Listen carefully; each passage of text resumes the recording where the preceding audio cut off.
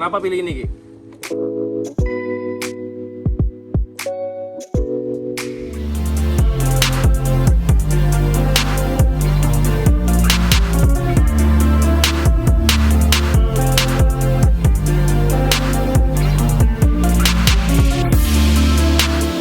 Balik lagi sama gue Jonathan Leonarda. Jadi hari ini gue bukan ngebahas si merah ada di sini, tapi lagi proses finishing untuk dicat kepalanya, tepongnya dan lain-lain. Secara perkabelan sudah beres seperti di konten sebelumnya.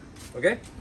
Yang gue pengen cerita, jadi kemarin gue habis berangkat camping, ada di konten sebelumnya juga, ya kan ada PTS, gue kebetulan pakai Titan.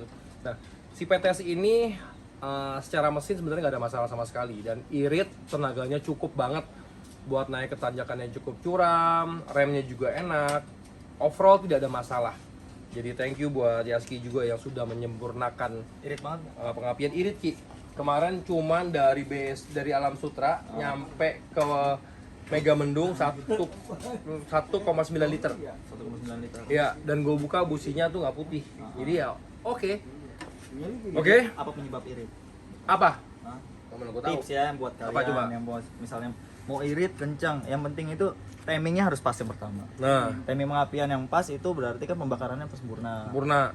Jadi dia nggak telat, nggak terlalu maju juga, nggak telat juga. Pakai yang ya pas-pas aja lah, nggak usah dimajuin, nggak usah dimundurin. Kalau mau yang irit, terus ya settingan karburator. Ya, settingan harus pas. Nah, Itu. kemarin gua ketemu kendala. Jadi kemarin ketemu kendala karena kabel yang berantakan. Itu hal sepele yang sangat bikin kesel. Karena namanya kabel, kita luka satu apa bagiannya kan banyak tuh, susah nyarinya kan. Nah, akhirnya kita beresin seperti ini. Jadi kemarin ini kita udah apain, Ki? Jadi yang sebelumnya kan udah berantakan. Nah ini tadinya CDI-nya ada di sini, kita pindah semua di belakang. Dan ini nggak pakai sambungan karena pakai clamping wire. Nah, jadi ini di bypass nih, bisa dua, ini satu, jadi dua, jadi nggak pakai sambungan. Jadi biasain yang mau nyambung wire pakai clamp wire namanya, atau penjepit, tapi bukan jepitan baju ya.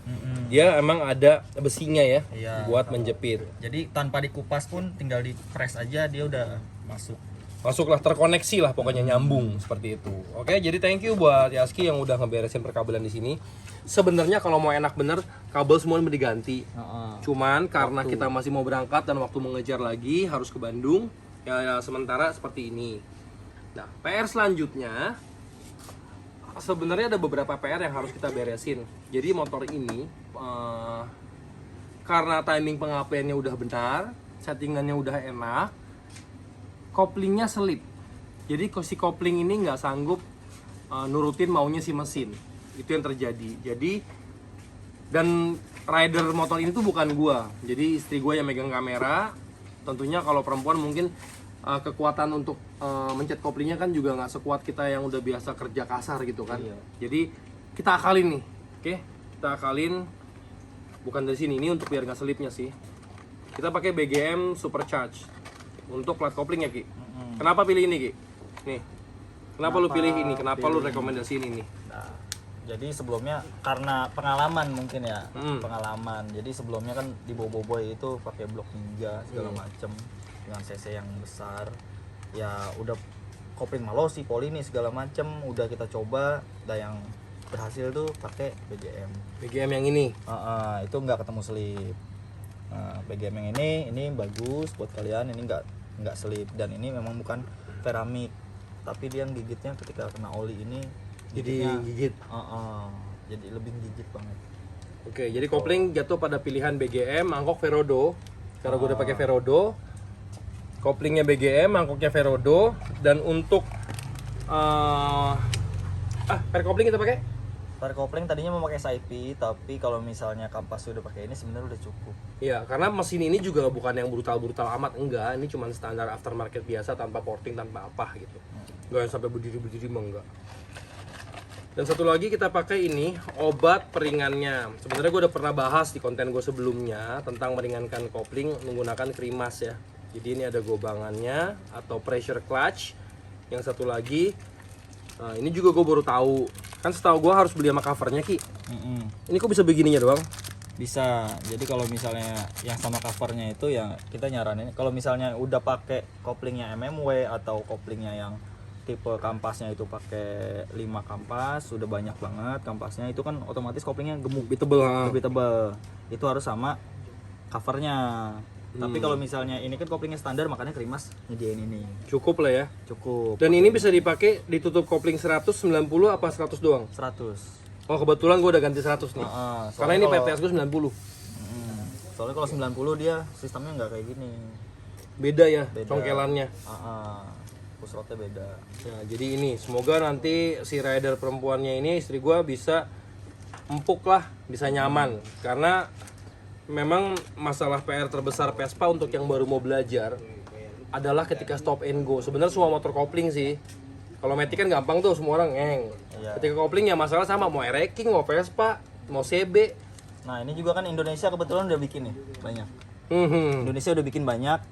Kenapa ada yang bilang oh ini nggak kuat? Sebenarnya kuat semua.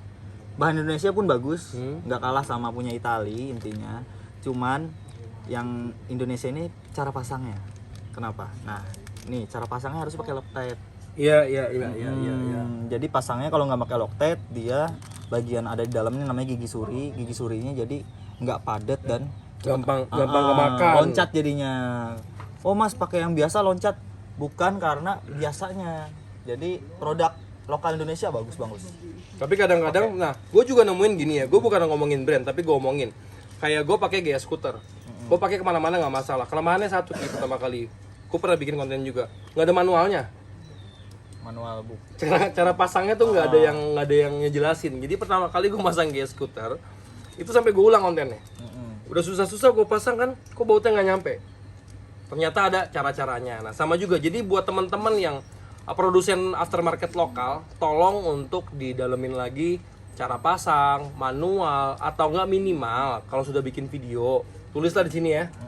Tolong dilihat videonya, linknya dikasih atau bagaimana, atau di Instagramnya. Jadi kita semua yang end user ini nggak bingung cara makainya seperti apa. Termasuk gua ngasih si dia itu nggak ada cara. Nah, ini jadi tapi minimal lu bikin lah print kecil kan, tonton YouTube ya ZM atau apalah gitu Jadi kan. YouTube gua laku. Iya, buat belajar seperti itu.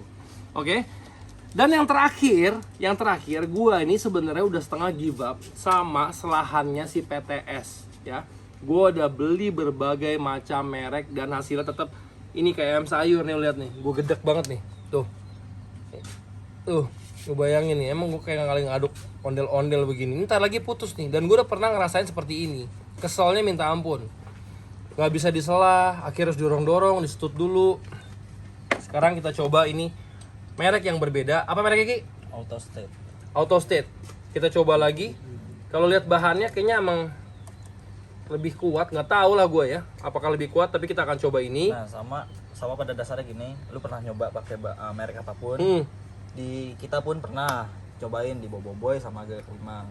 Jadi di CCM besar kompresi juga kan lumayan ya. Betul. Buat dia kickstart itu besar gitu. Beberapa kali select akhirnya jatuh kepada punya ini. Ini Itali bukan? Bukan. Apa nih? Jombang. Taiwan. Oh Taiwan. Oh malah Taiwan. Autostate. Tuh, jadi kadang-kadang gini loh, gue juga ngomongin berani frontal ya, kayak selain SIP sangat tidak rekomen. 2 biji Ki. Yang lipat udah kelar, jadi it's not recommend. Sorry SIP, gue tidak memusuhkan karena gue adalah pencinta SIP. Tapi buat beberapa barang yang nggak rekomen, gue harus review jujur apa adanya. Dan ini yang menyenangkan, gue bisa memaksa kembali karet Ariete gue. Kan lumayan mahal harganya waktu itu, sekarang tergantung di rumah, nanti gue pasangkan kembali. Ini yang gue pakai di sini adalah PK, tidak rekomen, sama hasilnya seperti ini. Oke?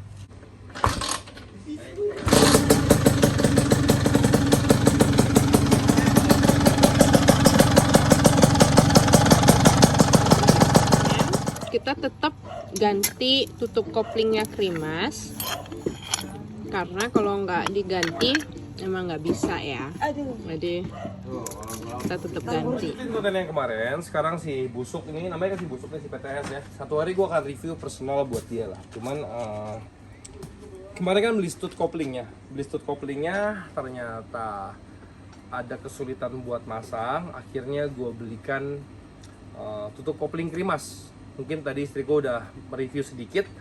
Jadi akhirnya kita udah pakai tutup kopling Krimas, koplingnya sudah BGM, per kopling masih yang sama, hanya itu aja upgrade di dia.